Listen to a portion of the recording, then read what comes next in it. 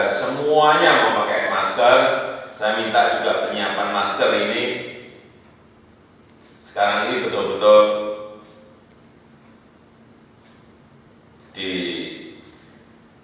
disiapkan dan diberikan kepada masyarakat, karena kita ingin setiap warga yang harus keluar rumah wajib memakai masker, karena di awal